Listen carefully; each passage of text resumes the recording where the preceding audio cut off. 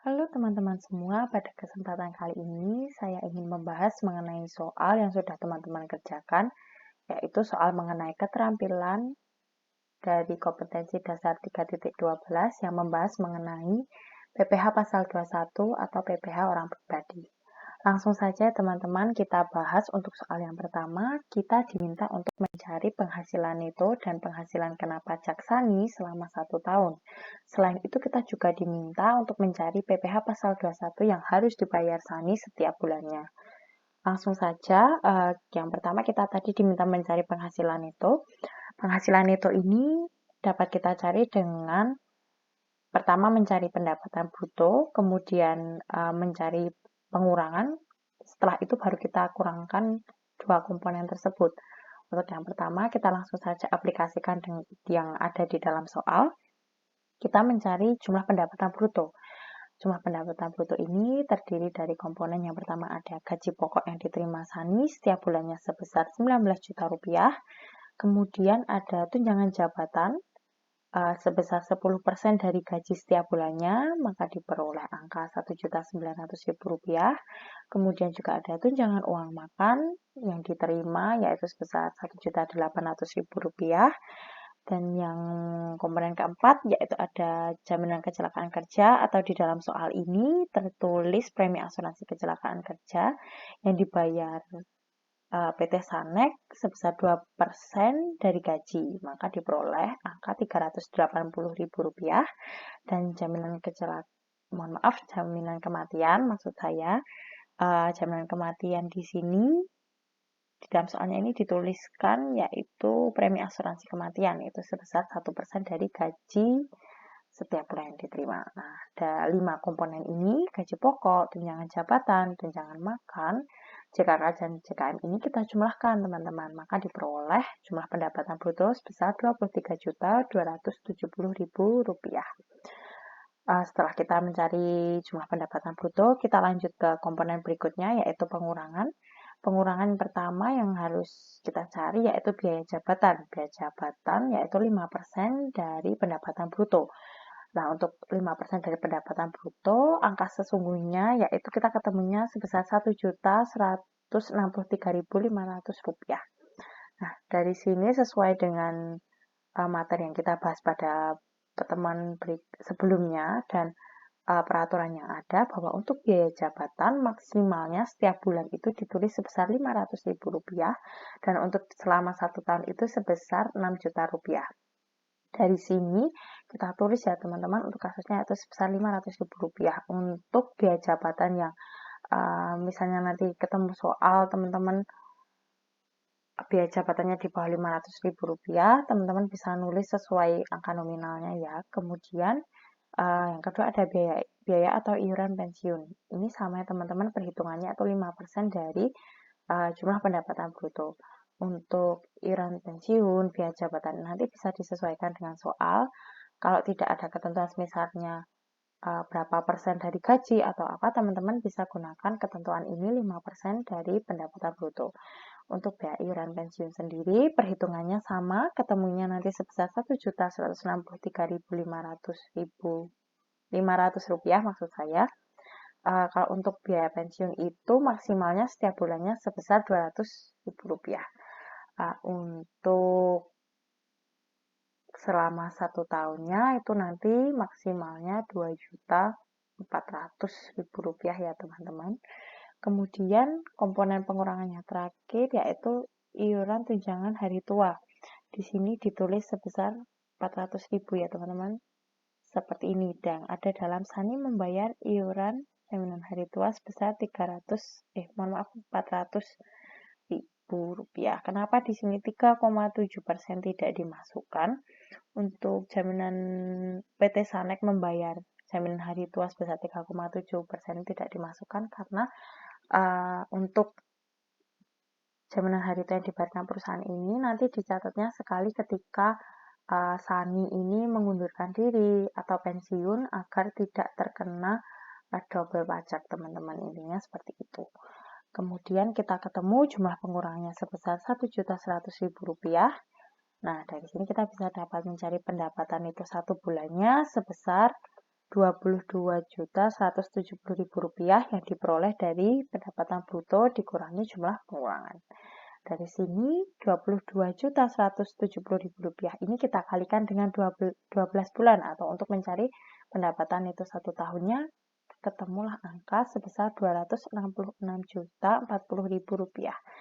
Nah, untuk pendapatan itu 1 tahun kita sudah ketemu, kita lanjut untuk yang kedua, kita diminta untuk mencari pendapatan kena pajaknya. Dari sini kita cari dulu PTKP-nya. Yaitu yang pertama ada wajib pajak sebesar Rp54 juta, kemudian ada kawin sebesar Rp4.500.000, kemudian ada tanggungannya di sini anak 1 sebesar Rp4.500.000. Untuk tanggungan ini maksimalnya 3 ya teman-teman. Mohon untuk diingat lagi. Dari sini kita bisa jumlahkan dari wajib pajak, kawin, dan tanggungannya, maka diperoleh angka sebesar Rp63 juta. Kemudian dari jumlah PTKP ini kita bisa dapat mencari PKP dengan cara yaitu pendapatan itu selama 1 tahun dikurangkan dengan jumlah PTKP, maka diperoleh angka sebesar Rp203.040.000. Nah, dari PKP ini kita sudah ketemu teman-teman. Kita lanjut ke permintaan yang ketiga, kita diminta untuk mencari PPh pasal 21 yang harus dibayar SANI setiap bulannya. Untuk PPh pasal 21 selama 1 tahun, kita menentukan tarifnya, kita harus bayar berapa ini dengan memperhatikan dari PKP yang sudah kita temukan tadi ya teman-teman. Untuk yang pertama, kita kalikan dengan tarif lapisan yang pertama yaitu sebesar 5% dikali Rp50 juta,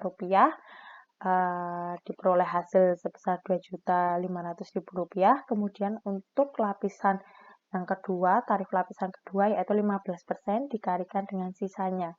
Sisanya itu dari Rp203.040.000 dikurangkan dengan Rp50 juta, ketemulah sebesar Rp153.040.000. Kita kalikan dengan 15%, ketemu hasil sebesar Rp22.956.000. Kemudian kedua tarif lapisan ini kita jumlahkan, diperoleh angka sebesar Rp25.456.000. Nah, dari sini ini kan PPh pasal 21 selama 1 tahun, dan tadi di soal kita diminta untuk mencari PPh 21 selama 1 bulan. Nah, untuk 1 bulannya berarti dari angka Rp25.456.000 ini kita bagi dengan 12 bulan, ketemu setiap bulannya SANI harus membayar PPh pasal 21 terutamanya sebesar Rp2.121.333 seperti itu. Itu untuk pembahasan soal nomor 1. Kemudian kita lanjut ke soal nomor 2, di sini kita diminta untuk mencari atau menghitung PPh terutang Ronaldo yang bekerja di PT Waskita. Lah, untuk soal nomor 2 ini kita menghitung PPh bukan pegawai berpenghasilan berkesinambungan. Nah, Ronaldo ini dikontrak nih teman-teman selama 2 periode. Untuk periode pertama yaitu bulan Januari hingga Maret, yang dalam contoh perhitungan ini saya beri warna hijau agar ada pembedanya, teman-teman bisa tahu. Dan kontrak yang kedua itu bulan April sampai bulan Juni. Lah, ini kenapa saya bedakan karena nilai kontraknya juga beda teman-teman. Untuk periode yang pertama sebesar 50 juta, kemudian untuk periode yang kedua sebesar 80 juta. Nah, kita langsung saja coba ke perhitungannya. Yang pertama kita tulis dulu bulannya seperti ini. Kemudian penghasilannya untuk periode yang pertama sebesar 50 juta, periode kedua sebesar 80 juta. Nah, dari ini kita bisa cari ke step selanjutnya, yaitu kita mencari dasar pemotongan PPh 21. Untuk mencari dasar pemotongan PPh 21 ini dengan rumus 50% dari penghasilan. Maka diperoleh DPP periode pertama sebesar Rp25 juta dan DPP untuk periode yang kedua sebesar Rp40 juta. Setelah kita mencari DPP ini, kita bisa lanjut nih teman-teman ke PTKP. Untuk PTKP kita bisa ketemu angka Rp5.625.000 ini diperoleh dari yang pertama itu Ronaldo. Ronaldo ini berarti wajib pajak ya teman-teman. Dari 54 juta kita bagi dengan 12 bulan itu ketemunya 4.500.000 rupiah. Kemudian untuk menikah, kawin, berarti tadi tarifnya 5.400.000 kita bagi 12 ketemu 375.000 rupiah. Kemudian tanggungannya anak 2 sama ya untuk tanggungan tarifnya dengan yang kawin yaitu sebesar 4.500.000 rupiah. Kita bagi 12 juga maka ketemu sama 375.000 rupiah. Kemudian berarti tadi ada wajib pajak, ada kawin, ada tanggungan, maka diperoleh angka sebesar 5.625.000 rupiah ini. Seperti itu. Kemudian setelah kita mencari PTKP, kita cari PKP-nya. PKP diperoleh dari DPP dikurangi PTKP. Di sini 25 juta dikurangi 5.625.000 rupiah. Maka ketemu hasilnya sebesar PKP-nya 19.375.000 rupiah.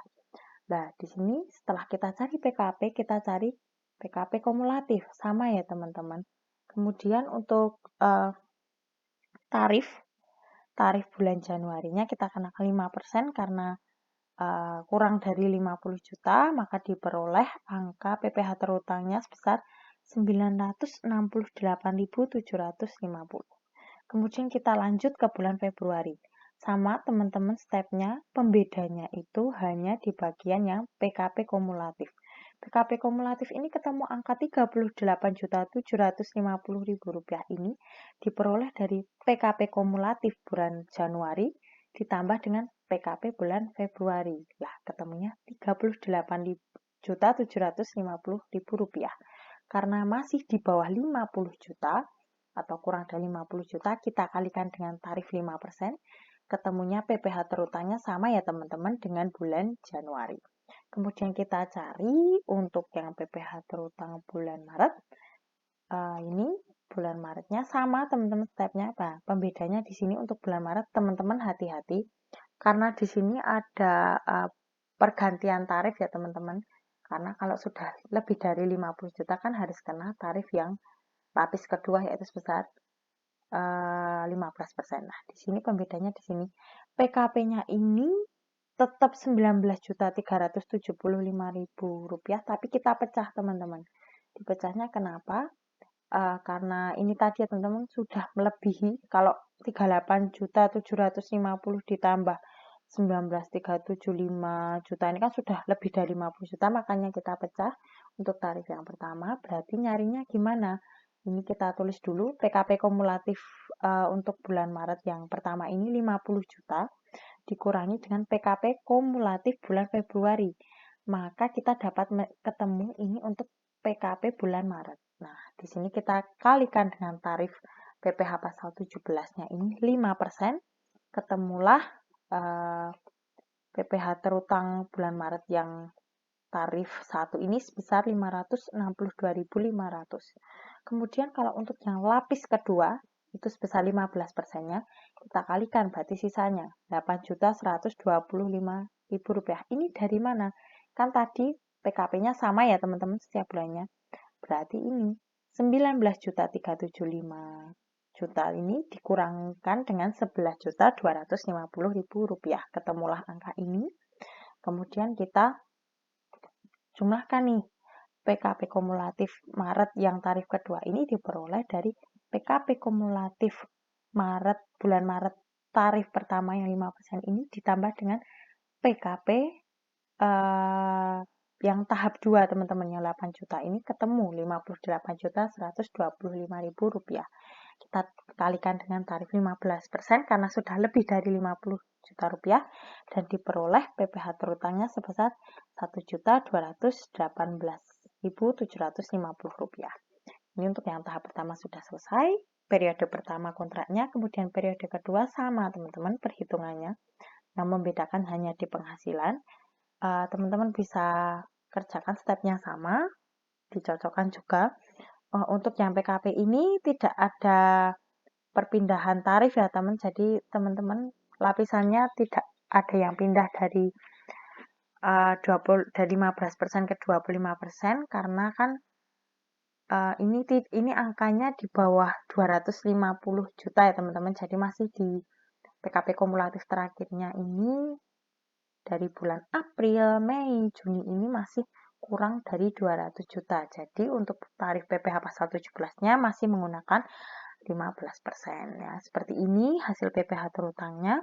Kemudian step akhirnya kita jumlahkan penghasilannya untuk 2 periode tersebut dan PPh terutang yang sudah kita cari tadi, ketemulah hasil sebesar Rp19.187.500.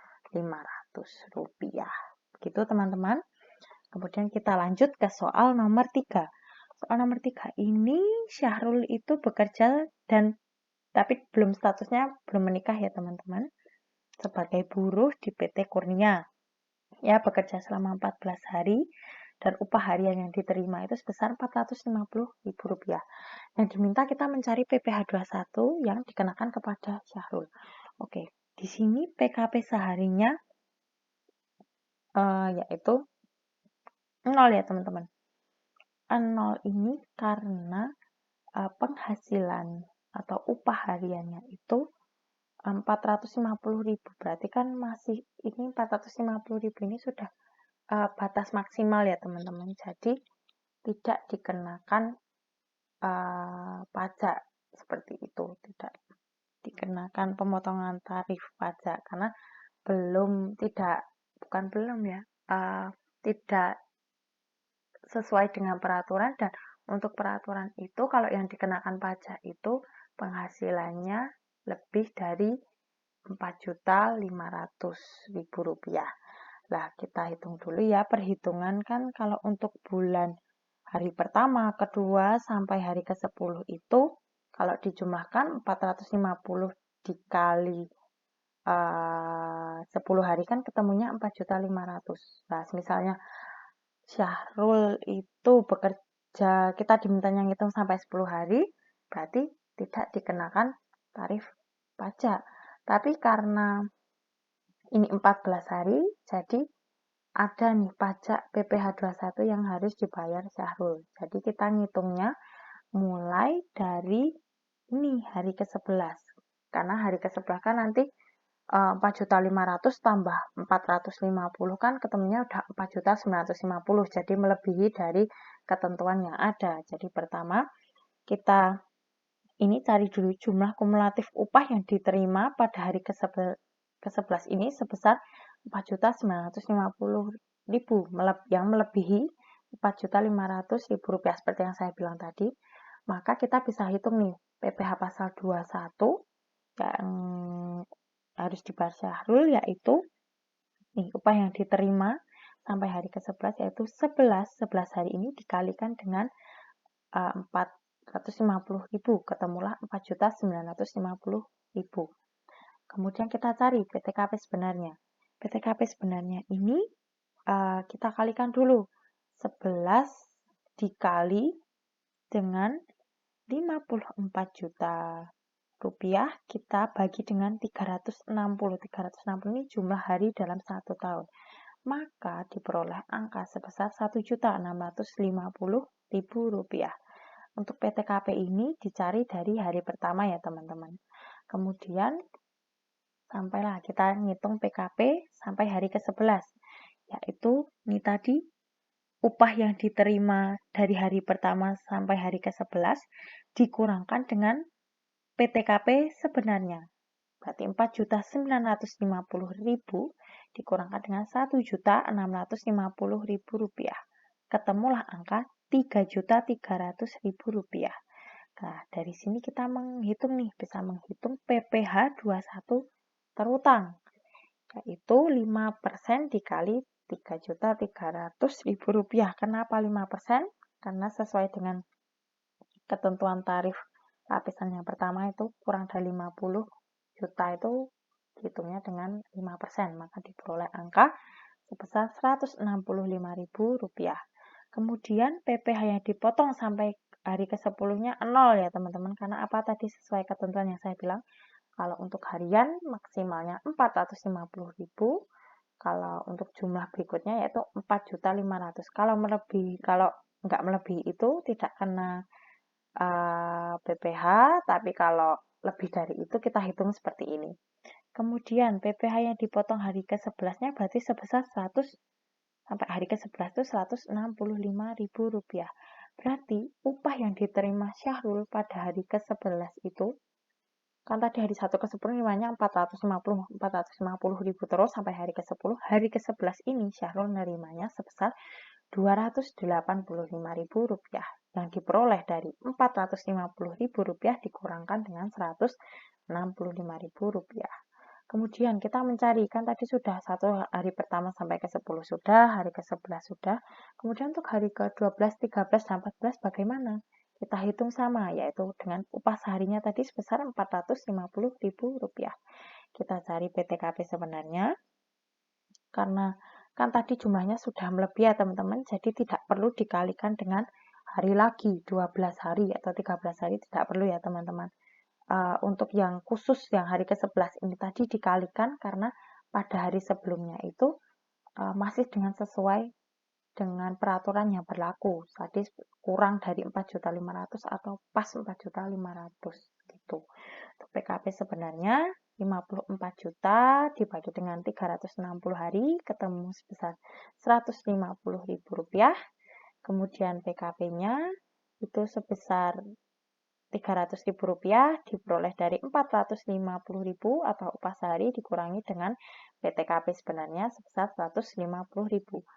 Maka PPh pasal 21 terutang untuk hari ke-12, 13, dan 14 yaitu 5% dari Rp300.000, yaitu sebesar Rp15.000.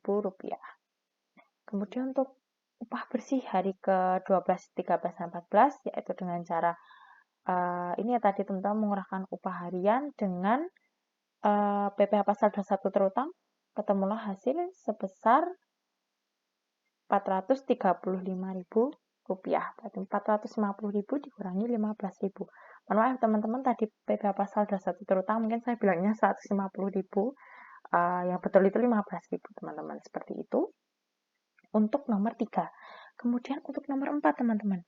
Di sini kita diminta juga untuk mencari PPh pasal 21. Di sini Rizal Fahmi ini bekerja sebagai seorang karyawan yang bekerja sebagai perakit TV. Dia belum menikah. Dan perolehan Fahmi ini dihitung berdasarkan jumlah unit pekerjaan yang diselesaikan, yaitu 125.000 tiap TV-nya dalam 1 minggu. Dalam 1 minggu ini Rizal bekerja selama 6 hari. Pada 1 minggu ini, Rizal Fahmi itu dapat menyelesaikan pekerjaan sebanyak 24 buah TV dengan upah Rp3 juta. Kita di Rp3 juta ini kita diminta mencari PPh 21-nya. Nah, kita cari dulu upah dalam 1 harinya. Berarti 3 juta dibagi 6. 3 juta ini karena upah yang diterima dalam 1 minggu dibagi 6. 6 ini hari kerjanya. Diperoleh hasil sebesar Rp500.000. Kemudian batas upah sehari, seperti tadi teman-teman soal nomor 3 kita balik lagi. Tadi batas seharinya Rp450.000. Karena ini lebih, berarti kita kurangkan dulu 500 dikurangi 450, yaitu sebesar Rp50.000. Kemudian dari sini kita dapat menghitung perhitungan PPh pasal 21 terutangnya, yaitu 6 di sini yaitu 6 hari kerja dikali 5% dikalikan dengan tadi selisih batas upahnya 500.000 dikurang 450.000 ketemu 50.000, kita kalikan dengan 50.000, ketemulah PPh 21 terutangnya sebesar Rp15.000. Kenapa ini tidak dihitung seperti nomor 3 teman-teman? Karena ini kita asumsikan dalam hal ini kan dia penghasilannya 3 juta dalam 1 minggunya ya teman-teman, dalam 1 minggu 3 juta. Padahal tadi batasnya kan 4.500.000 lah. Kita diminta menghitungnya selama 1 minggu. Nah, nanti mungkin beda cerita kalau kita dimintanya menghitung selama misalnya 1 bulan seperti itu. Nah, nanti teman-teman bisa menggunakan perhitungan sama seperti soal sebelumnya. Kemudian untuk soal nomor 5, ini pada bulan Januari, Kustinah bekerja di PT Bersinar selama 6 hari dengan upah 500.000. Berarti dia bekerja 6 hari itu dibayar 500.000. 6 hari dengan upah 500.000 per hari. Hitunglah PPh yang dibayar Kustinah pada bulan Januari 2018. Berarti ini teman-teman, batas upah seharinya sama kayak tadi. 500 dikurangi 450 yaitu sebesar 50.000. Kemudian PPh pasal 21 hariannya yaitu 5% dikali 50.000, ketemunya 2.500. Kemudian PPh pasal 21 selama 6 hari yaitu 6 dikalikan dengan